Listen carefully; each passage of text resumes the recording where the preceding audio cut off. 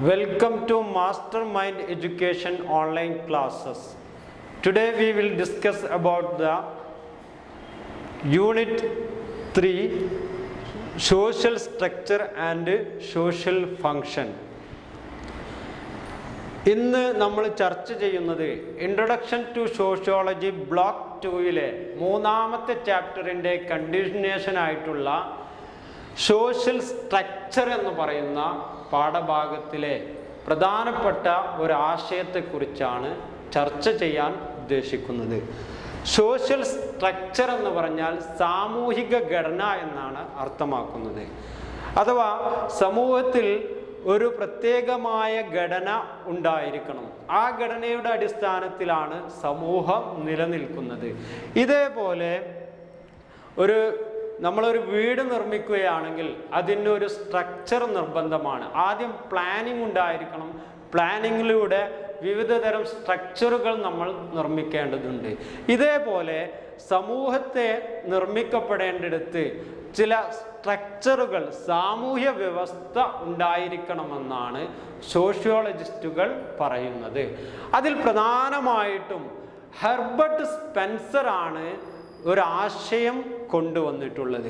അപ്പോൾ സാമൂഹ്യ ഘടനയെക്കുറിച്ച് പ്രധാനമായിട്ടും ആശയം കൊണ്ടുവന്നിട്ടുള്ള ആളാണ് ഹെർബർട്ട് സ്പെൻസർ. ഹെർബർട്ട് സ്പെൻസർ സമൂഹത്തെ ഒരു ജീവിയോടാണ് താരതമ്യം ചെയ്തിട്ടുള്ളത്. അപ്പോൾ സമൂഹം നിലനിൽക്കണമെങ്കിൽ ഒരു ജീവിയുടെ ഘടനയുള്ളതുപോലെ സമൂഹത്തിനും ഒരു ഘടന ഉണ്ടായിരിക്കണമെന്നാണ് സ്പെൻസർ പറയുന്നത്. അഥവാ ഒരു ജീവിക്ക് അതിൻ്റെതായ അവയവങ്ങളുണ്ട്. ആ അവയവങ്ങൾ ഇപ്പം മനുഷ്യ ശരീരത്തെ എടുത്ത് പരിശോധിക്കുകയാണെങ്കിൽ മനുഷ്യ ശരീരത്തിന് കൈകാലുകൾ, ശിരസ്, ഹൃദയം തുടങ്ങിയിട്ടുള്ള അവയവങ്ങൾ അത്യന്താപേക്ഷിതമാണ്. ഇതെല്ലാം ഒരേപോലെ പ്രവർത്തിക്കുമ്പോഴാണ് ആ മനുഷ്യൻ യഥാർത്ഥമായിട്ടുള്ള ജീവിതം നയിക്കുകയുള്ളൂ. ഇതുപോലെ സമൂഹത്തും എന്ന് പറയുന്നത് വ്യത്യസ്തമായിട്ടുള്ള ഗണങ്ങളും ഘടനയും കൂടിയിട്ടുള്ളതാണ്. കുടുംബമാണെങ്കിൽ കുടുംബത്തിൽ അതിൻ്റെതായ ഘടനയുണ്ട്, സമൂഹത്തിൻ്റെതായ ഘടനയുണ്ട്. ഇതേപോലെ ഹെർബർട്ട് സ്പെൻസർ എന്നാൽ സമൂഹത്തെ ഒരു സാമൂഹ്യ ജീവിയോടാണ് അല്ലെങ്കിൽ ഒരു ജീവിയോടാണ് താരതമ്യം ചെയ്യുന്നത്. ഒരു ജീവിയുടെ പ്രവർത്തനങ്ങൾ യഥാർത്ഥമായി അതിൻ്റെ ഭാഗങ്ങൾ മുഴുവനും യഥാർത്ഥമായി പ്രവർത്തിക്കുമ്പോൾ മാത്രമേ നിലനിൽക്കുകയുള്ളൂ. അതുപോലെ തന്നെയാണ് സമൂഹവും നിലനിൽക്കുകയുള്ളൂ എന്നാണ് ഹെർബർട്ട് സ്പെൻസർ പറയുന്നത്. അപ്പോൾ ആദ്യത്തെ ഡെഫിനിഷൻ എന്ന് പറയുന്നത് ഹെർബർട്ട് സ്പെൻസർ ആണ് സാമൂഹ്യ ഘടനയെക്കുറിച്ച് പറഞ്ഞിട്ടുള്ളത്. ഇനി മറ്റൊരാളാണ് റാഡിക്ലിഫ് ബ്രൗൺ എന്ന് പറയുന്നത്. അവർ പറയുന്നത് എന്താണ്? പരസ്പരം ബന്ധപ്പെട്ട് കിടക്കുന്ന വ്യക്തികളുടെ തുടർച്ചയായ ക്രമീകരണത്തെയാണെന്ന് പറയുന്നത് സാമൂഹ്യ ഘടന എന്ന് പറയുന്നത് എന്നാണ് റാഡിക്ലിഫ് ബ്രൗൺ പറയുന്നത്. അപ്പോൾ പരസ്പരം ബന്ധപ്പെട്ട് കിടക്കുന്ന വ്യക്തികളുടെ തുടർച്ചയായ പ്രവർത്തനങ്ങളുടെ ക്രമീകരണത്തെയാണെന്ന് പറയുന്നത് സാമൂഹ്യ ഘടന എന്നാണ് നമ്മുടെ റാഡിക്ലിഫ് ബ്രൗൺ പറയുന്നത്. അടുത്ത ആളാണ് Morris Ginsberg. According to the Morris Ginsberg definition എന്താണെന്ന് നോക്കാം. വ്യത്യസ്ത സംഘടനകൾ, സ്ഥാപനങ്ങൾ തുടങ്ങിയവയുടെ പ്രാഥമിക രൂപങ്ങൾ സങ്കര സമൂഹത്തെയും ആണ്. അഥവാ പ്രാഥമിക രൂപങ്ങളും അതുപോലെ തന്നെ ഉപവിഭാഗങ്ങളും ഒക്കെ കൂടിയിട്ടുള്ള ഒരു സങ്കര സമൂഹത്തെയാണ് അതിൻ്റെ സോഷ്യൽ ഘടന എന്ന് പറയുന്നത് എന്നാണ് മോറിസ് ഗിൻസ്ബർഗ് പറയുന്നത്. അപ്പോൾ ഒന്നുകൂടെ മോറിസ് ഗിൻസ്ബർഗിൻ്റെ ഡെഫിനിഷൻ നോക്കുകയാണെങ്കിൽ അദ്ദേഹം പറയുന്നത് എന്താണ്? വ്യത്യസ്ത സംഘടനകൾ, സമൂഹത്തിലുള്ള ഒരുപാട് സംഘടനകളുണ്ട്, സ്ഥാപനങ്ങളുണ്ട്. ഇതെല്ലാം എന്താണ്? ഇതിൻ്റെ പ്രാഥമിക രൂപങ്ങൾ അതുപോലെ തന്നെ സങ്കര സമൂഹത്തെയും കുറിച്ചുള്ളതാണ് എന്നാണ് മോറിസ് ഗിൻസ്ബർഗ് പറയുന്നത്. അപ്പോൾ ഇത്രയും കാര്യങ്ങൾ നമ്മൾ പ്രധാനമായിട്ടും ഈ ഭാഗത്ത് ഓർത്തു വെക്കേണ്ട ഒരു ഡെഫിനിഷനാണെന്ന് ഓർത്തു വെക്കുക. ഇനി elements of social structure. Elements of social structure എന്നിടത്ത് പ്രധാനമായിട്ടും 4 പോയിന്റുകളാണ് ഓർത്തു വെക്കേണ്ടത്. ഒന്ന്, വിവിധ തരം ഉപവിഭാഗങ്ങൾ ഉൾക്കൊള്ളുന്നതാണ് സാമൂഹ്യ ഘടന എന്ന് പറയുന്നത്. സമൂഹത്തിലെ വ്യത്യസ്തമായിട്ടുള്ള ഉപവിഭാഗങ്ങൾ എല്ലാം കൂടിയിട്ടുള്ളതാണ് എന്ന് പറയുന്നത് സാമൂഹ്യ ഘടന. അഥവാ ഉപവിഭാഗങ്ങൾ എന്ന് പറഞ്ഞാൽ അടിസ്ഥാന യൂണിറ്റായ കുടുംബം മുതൽ, അതുപോലെ തന്നെ എന്താണ് സമൂഹത്തിലെ രാഷ്ട്രീയം മുതൽ, സാമ്പത്തിക മേഖലകൾ മുതൽ, വിദ്യാഭ്യാസ മേഖലകൾ തൊട്ട്, അതുപോലെ തന്നെ എന്താണ് മറ്റു ബഹുജന മാധ്യമങ്ങൾ, മീഡിയകൾ, ഇതെല്ലാം ഉൾക്കൊള്ളുന്ന ഉപവിഭാഗങ്ങൾ എല്ലാം ഉൾക്കൊള്ളുന്നതാണ് എന്ത്, വിവിധതരം ഉപവിഭാഗങ്ങൾ ഉൾക്കൊള്ളുന്നതാണ് എന്ന് പറയുന്നത് സോഷ്യൽ സ്ട്രക്ചറിൻ്റെ എലമെൻസിൽ ഒന്നാമത്തെ ഓർത്ത് വെക്കേണ്ടത്. ഇനി രണ്ടാമത്താണ് വിവിധ തരം പങ്കുകൾ ഉൾക്കൊള്ളുന്നു. അത് നേരത്തെ നമ്മൾ സൂചിപ്പിച്ചതാണ് പങ്കുകളെ കുറിച്ച്. അഥവാ വ്യത്യസ്തമായ പങ്കുകൾ നിർവഹിക്കപ്പെടുമ്പോഴാണ് സമൂഹഘടന നിലനിൽക്കുകയുള്ളൂ. അഥവാ ഒരു വ്യക്തി, അനേകം വ്യക്തികൾ വ്യത്യസ്തമായ റോളുകൾ നിർവഹിക്കുമ്പോഴാണ് സാമൂഹ്യ ഘടന നിലനിൽക്കുകയുള്ളൂ. ഇതാണ് രണ്ടാമത്തെ പോയിന്റ്. മൂന്നാമത്തെ പോയിന്റ്, ഓരോ സാമൂഹ്യ ഘടനയ്ക്കും അതിൻ്റേതായിട്ടുള്ള സാംസ്കാരിക മൂല്യമുണ്ട്. സാംസ്കാരിക മൂല്യം വളരെ ഇമ്പോർട്ടൻ്റ് ആയിട്ടുള്ള ഒന്നാണ്. ഓരോ സമൂഹത്തിലും എന്താണ്, സാംസ്കാരിക മൂല്യങ്ങൾ നിലനിൽക്കുന്നു. അപ്പോഴാണ് ഒരു സാമൂഹ്യ ഘടന നിലനിൽക്കുകയുള്ളൂ. ഇനി നാലാമത്തെ, നിയന്ത്രണ മാനദണ്ഡങ്ങൾക്കനുസരിച്ച് ഉപഗ്രൂപ്പുകളും റോളുകളും ഉണ്ട്. അഥവാ നിയന്ത്രണ മാനദണ്ഡങ്ങൾക്കനുസരിച്ച് സമൂഹത്തിൻ്റെ സോഷ്യൽ കൺട്രോൾ നിർബന്ധമാണ്. ആ നിയന്ത്രണ മാനദണ്ഡങ്ങൾക്കനുസരിച്ച് ഉപഗ്രൂപ്പുകൾ, വ്യത്യസ്തമായ ഗ്രൂപ്പുകളുണ്ട്. അതോടൊപ്പം തന്നെ എന്താണ്, ആ ഗ്രൂപ്പുകൾക്കൊക്കെ വ്യത്യസ്തമായ റോളുകളും ഉണ്ട്. ഇതാണ് എലമെന്റ്സ് ഓഫ് സോഷ്യൽ സ്ട്രക്ചർ എന്ന ഭാഗത്ത് 4 പോയിന്റുകൾ വളരെ ഇമ്പോർട്ടൻ്റ് ആയിട്ട് ഓർത്തു വെക്കേണ്ടത്. ഇനി അടുത്ത ഒരു പോർഷനിലേക്ക് നമ്മൾ പോവുകയാണെങ്കിൽ സോഷ്യൽ ഫങ്ഷൻ എന്നതാണ് മൂന്നാമത്തെ ഈ ചാപ്റ്ററിൽ വളരെ പ്രധാനപ്പെട്ട ഒരു ടോപ്പിക്കാണ് സോഷ്യൽ ഫങ്ഷൻ എന്നുള്ളത്, അഥവാ സാമൂഹ്യ നിർമ്മാണം എന്ന് പറയുന്നത്. എന്താണ് ഫങ്ഷൻ എന്ന് നോക്കാം. അതിൽ ടാൽക്കോട്ട് പാഴ്സണും അതുപോലെ തന്നെ ഹെർബർട്ട് സ്പെൻസറും പറയുന്ന ആശയമാണ് നമ്മൾ അതിലോർത്ത് വെക്കേണ്ടത്. അഥവാ അവർ പറയുന്നത് എന്താണ്, ഒരു ജീവിയെ പോലെയാണ് സമൂഹം എന്ന് പറയുന്നത്. അഥവാ ഒരു ജീവിയെ പോലെ വിവിധ ഭാഗങ്ങൾ ഉൾക്കൊള്ളുന്നതാണ് സമൂഹത്തിൻ്റെ ഫങ്ഷൻ എന്നാണ് ടാൽക്കോട്ട് പാഴ്സണും അതുപോലെ തന്നെ ഹെർബർട്ട് സ്പെൻസറിൻ്റെയും ആശയം എന്ന് പറയുന്നത്. അവർ ഒരു ജീവിയോടാണ് എന്ത് ചെയ്യുന്നത്, കണക്കാക്കുന്നത്.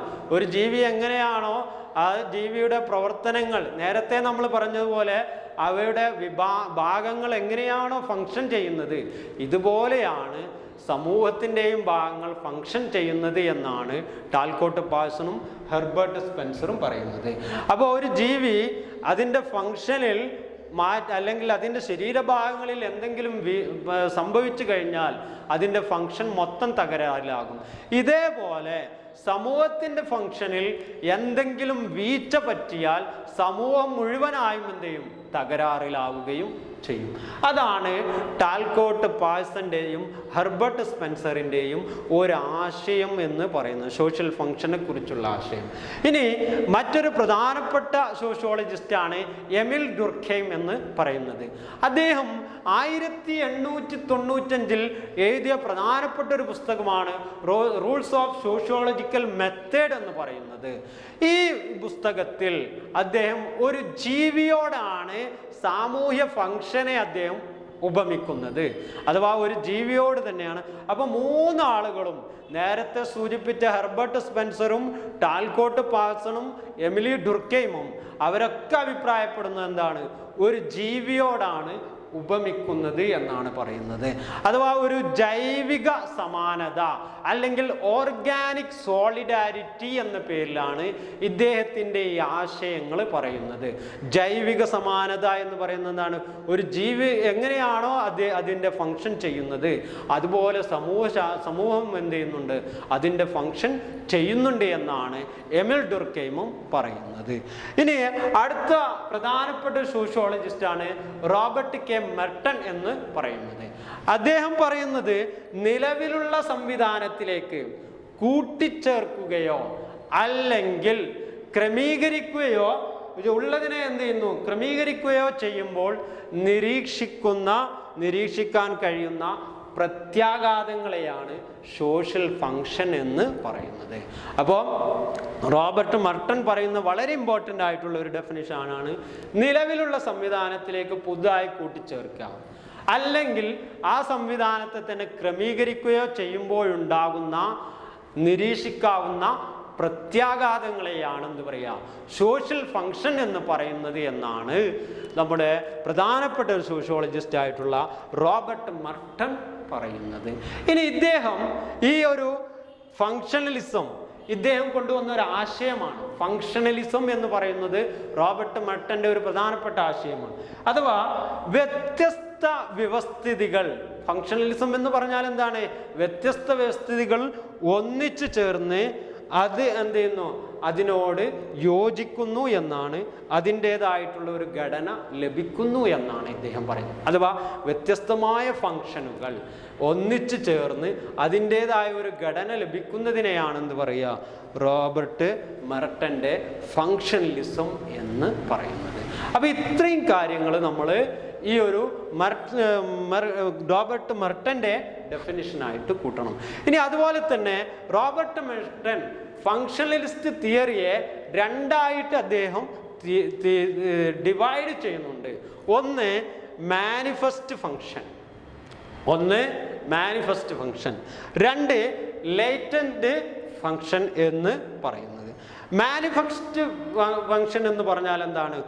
ഉറച്ചതും അംഗീകൃതമായിട്ടുള്ള പ്രവർത്തനങ്ങൾ, അംഗീകരിച്ചിട്ടുള്ള പ്രവർത്തനങ്ങളെയാണ് മാനിഫെസ്റ്റ് എന്ന് പറയുന്നത്.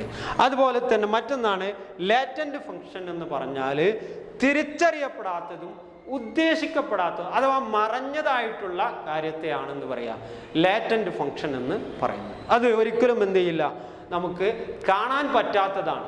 അതാണ് എന്ത് പറയുന്നത്? ലാറ്റന്റ് ഫങ്ഷൻ എന്ന് പറയുന്നത്. ഇനി ഇദ്ദേഹത്തിൻ്റെ തന്നെ ഒരു ആശയമാണ് മിഡിൽ റേഞ്ച് തിയറി എന്ന് പറയുന്നത്. അപ്പോൾ റോബർട്ട് മർട്ടൺ പറഞ്ഞിട്ടുള്ള ആശയങ്ങൾ വളരെ ഇമ്പോർട്ടൻ്റ് ആണ്. അദ്ദേഹം എന്ത് ചെയ്യുന്നുണ്ട്? ഇതിനെ ഫങ്ഷണലിസം എന്നതിനെ രണ്ടായിട്ട് തരംതിരിക്കുന്നു, മാനിഫെസ്റ്റ് ആൻഡ് ലേറ്റന്റ് ഫങ്ഷൻ എന്ന് പറയുന്നത്. അപ്പോൾ ഒന്നുകൂടെ ഈ ചാപ്റ്ററിൽ നമ്മൾ ഈ ഒരു ടോപ്പിക്കിൽ നമ്മൾ വിശകലനം ചെയ്യുകയാണെങ്കിൽ സോഷ്യൽ സ്ട്രക്ചർ എന്നിടത്ത് ഓർത്ത് വെക്കേണ്ടത് ഹെർബർട്ട് സ്പെൻസറുടെ ഡെഫിനിഷനാണ്. അതാണ് ആദ്യമായി ചാപ്റ്ററിൽ മനസ്സിലാക്കേണ്ടത്. അഥവാ അദ്ദേഹം ഒരു സമൂഹത്തെ എന്ത് ചെയ്യുന്നു? സമൂഹത്തെ ഒരു സാമൂഹ്യ ജീവിയോടാണ് അദ്ദേഹം ഉപയോഗിക്കുന്നത്. പിന്നീട് രണ്ടാമത്തെ ഒരു ഡെഫിനിഷൻ റാഡിക്ലിഫ് ആൻഡ് ബ്രൗണിൻ്റെ ഡെഫിനിഷനാണ് എന്ന് ഓർത്ത് വെക്കുക. മൂന്നാമത്തെ ഒരു ടോപ്പിക് എന്ന് പറയുന്നത് എലമെന്റ്സ് ഓഫ് സോഷ്യൽ സ്ട്രക്ചർ എന്നുള്ള ഒരു ഭാഗമാണ്. ഇനി നാലാമത്തെ ടോപ്പിക്ക് സോഷ്യൽ ഫങ്ഷൻ എന്നുള്ളതാണ്. എന്താണ് സോഷ്യൽ ഫങ്ഷൻ എന്നുള്ള ഭാഗങ്ങൾ? അതിൽ പ്രധാനമായിട്ടും നമ്മൾ മനസ്സിലാക്കേണ്ടത് ടാൽക്കോട്ട് പാഴ്സന്റെയും ഹെർബർട്ട് സ്പെൻസറുടെയും ആശയങ്ങളാണ്. അവർ പറഞ്ഞത് ഒരു ജീവിയോട് താരതമ്യം ചെയ്തിട്ടാണ് പറഞ്ഞത്. അതുപോലെ തന്നെ എമിലി ഡുർക്കെയ്മും സെയിം തന്നെയാണ് പറയുന്നത്. 1895 അദ്ദേഹത്തിൻ്റെ പുസ്തകം ഇമ്പോർട്ടൻ്റ് ആണ്, റൂൾസ് ഓഫ് സോഷ്യോളജിക്കൽ മെത്തേഡ് എന്ന് പറയുന്ന പുസ്തകത്തിലൂടെയും അദ്ദേഹം പറയുന്നത് ഓർഗാനിക് ആൻഡ് സോളിഡാരിറ്റി അഥവാ ജൈവിക സമാനത എന്ന് പറയുന്ന ആശയത്തിലാണ് അദ്ദേഹം പ്രാധാന്യം കൊടുത്തിട്ടുള്ളത്. ഇനി മറ്റൊരാളാണ് റോബർട്ട് കെ മർട്ടൺ. അദ്ദേഹത്തിൻ്റെ ആശയം എന്താണ്? അദ്ദേഹം പറയുന്നത് പ്രധാനമായിട്ടും എന്താണ്? നിലവിലുള്ള സംവിധാനം അതിലേക്ക് എന്താണ് പുതുതായി എന്തെങ്കിലും കൊണ്ടുവരിക, അല്ലെങ്കിൽ അതിനെ ക്രമപ്പെടുത്തുക. ഇങ്ങനെ ഉണ്ടാവുന്ന പ്രത്യാഘാതങ്ങളെയാണെന്ന് പറയുന്നത് സോഷ്യൽ ഫങ്ഷൻ എന്ന് പറയുന്നത്. ഇനി അതുപോലെ തന്നെ എന്താണ്? ഫങ്ഷണലിസം എന്ന ആശയം അദ്ദേഹം കൊണ്ടുവന്നതാണ്. ഈ ആശയത്തെ അദ്ദേഹം രണ്ടായി തരംതിരിക്കുന്നു. അതിൽ പെട്ടതാണ് മാനിഫെസ്റ്റ് ഫങ്ഷനും അതുപോലെ ലേറ്റന്റ് ഫങ്ഷനും എന്ന് പറയുന്നത്. അതുപോലെ തന്നെ അദ്ദേഹത്തിൻ്റെ പ്രധാനപ്പെട്ട ഒരു ആശയമാണ് മിഡിൽ റേഞ്ച് തിയറി എന്ന് പറയുന്നത്. അപ്പോൾ ഇത്രയും ഭാഗങ്ങൾ നമ്മൾ ഈ ഒരു ടോപ്പിക്കിൽ മനസ്സിലാക്കി വെക്കണം. എല്ലാ വിദ്യാർത്ഥികളും ഈ ഒരു ടോപ്പിക്ക് ഓർത്ത് വെക്കുക. Thank you for all students.